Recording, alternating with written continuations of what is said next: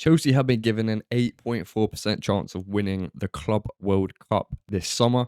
In this video, we're going through factors which could impact that and what our true chances are really. But before we do that, please, I would appreciate if you enjoyed the video, like the video, and if you want to be part of the channel, then press the subscribe button. But without further ado, Chelsea have been given an 8.4% chance by an OPTA supercomputer. It takes in loads of data, stats, loads of factors, I guess, and crunches the numbers and spits out a percentage chance, which obviously football is not about percentages, but probabilities and data are useful tools to give an insight for. I think there were 5 teams that have high percentages: Real Madrid, Inter, City, PSG, and Bayern, I believe, all had higher percentage chances. But I thought of a few factors which could impact this in reality. Maybe I thought of these, but th- some things like these you can't actually put a number or a probability on. So first of all, Chelsea are on good form. The likes of Inter Milan, they just lost 5-0 in a Champions League final. They've got a brand new manager, a Romanian manager, so they're going to be completely different to last season. Real Madrid, we know how good of a team they are. They've got brand new manager, albeit a very good manager in Xabi Alonso. They've made some really good signings. Trent, Hausen, Mastuan, the young Argentinian geezer. Um, yeah, but Chelsea are on good form. We just won a Conference League final. We just won a trophy. Us and PSG, the only 2 teams that last game of the season was a final, which we won. And before that, the game before that was against Nottingham Forest. A make or break away win. If we won, we got Champions League football. If we didn't, then it was dodgy. I think in the end we would have. I believe, I'm not sure, but we needed to win and we won. We did what we set out to do, and yeah, so we're on good momentum. We ended the season well, and the team is have just completed their first season going into, how to put this. Previously, Pochettino had 1 season in charge. Before that, Graham Potter didn't last 1 season. Tuchel was it 2.5, just over 2 seasons. It's been a while since we've gone through a summer transfer window or a summer continuing with the same coach in charge to build on the previous season. And last season was successful. We got top 4, we got Champions League football, we won a trophy, and the team are only going to build. The chemistry is increasing. If you think about it like Ultimate Team, the chemistry is only improving. And the next factor, new signings.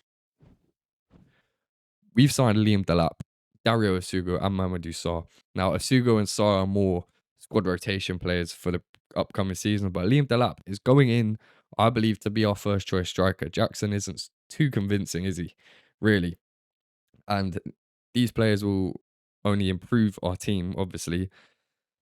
Now, like I said, Asugo and Sarr, they're more squad players, but it's only going to help next season. And if you look at our group, we've got Tunis, LAFC, and can't remember the third one, but on paper, realistically, we should be getting top of the group and moving into the round of 16. After we qualify for the knockouts, because realistically, if we don't qualify for the knockouts, then something's gone terribly wrong. After the knockouts, when the transfer window reopens, we can add signings to our squad. Now, Jamie Bynoe-Gittens is looking the most likely next signing. He is the only example that can't join because, well, any other player that's playing for another team at the Club World Cup can't leave their club and then join us. They're cup tied. So Gittens cannot then, he's playing for Dortmund at the moment at the Club World Cup. He can't join us and then come to us.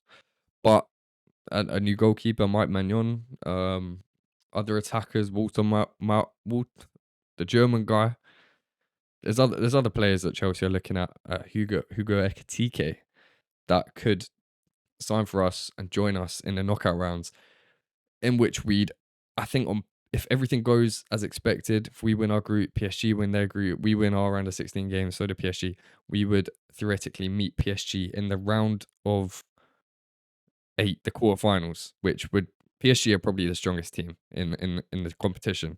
There's a good few teams which I think we'd give a good game. PSG, Man City, Real Madrid, I reckon are the three favourites.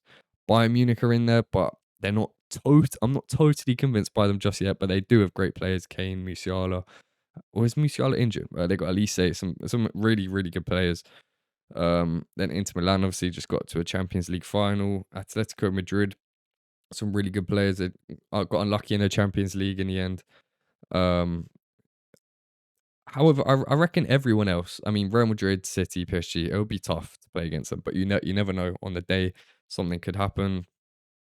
You never know. We could beat them. We're not some tiny team.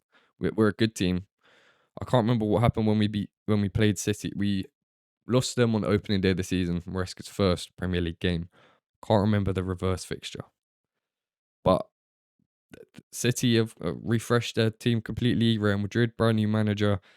PSG are going to be a tough game, but they play against French teams week in, week out. I mean, they did beat Liverpool, Villa, Arsenal in the Champions League, so they have beaten English teams this season. The rest of the teams, I think we'd be expected to win. There's likes of Dortmund, Juventus, Porto, Benfica, and then the rest are from all across the world. But I believe we should be expected. I think we're expected to go far in the competition. Winning would be tough, but there's a lot of teams that I think we would give a good game against. We would put up a fight against, and it's football. At the end of the day, you never know. The next section, the next factor I'm thinking about. I mean, I'll just quickly carry on with the fact we're playing against teams from all over the world. There's Auckland, there's Egyptian teams, American teams, Saudi teams, Brazilian teams. Maresca himself said we're playing against like world tactics. Brazilian teams play different tactics because they're it's a completely different game in Brazil. Auckland's probably different. America, it's different. There's a lot of older players in America, so it's probably less intense. So it will be difficult playing against tactics like the team, the coach has never coached or played against. So you do never know. We could come up against Tunisian Tunis, capital of Tunisia, and they could give us a really good game because they surprise us. But Chelsea are expected to, well, first of all, we'll dominate possession. We'll pass it around the back until gaps open up, and our attackers show a bit of quality. Got Palmer, Madueke, we got Dalap can show a bit of quality. You know, Enzo and Caicedo can shoot from the edge of the box, arrive late as well. We've got good players, and we are expected to win, but world tactics could play a part.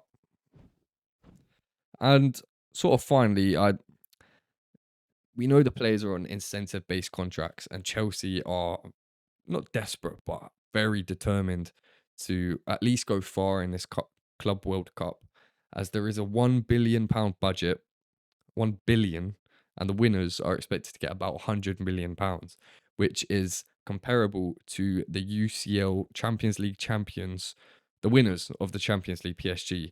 They went through a whole Champions League campaign and won around pocketed around £100 million for winning.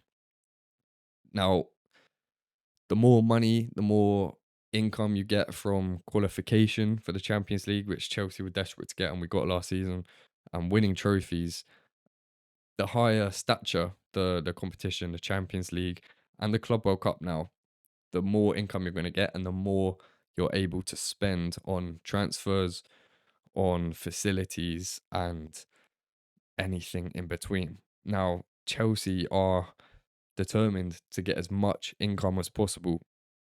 And we know the players are on incentive based contracts. So I'm sure that in the contracts, there'll be a trophy bonus, or maybe they'll even add a Club World Cup bonus.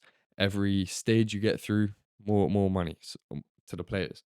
So it will be, I think the players will be determined to go far, not just because of the money, because it's another trophy on the line at the end of the day. You're going to lift a metal cup and celebrate. That sounds class, doesn't it?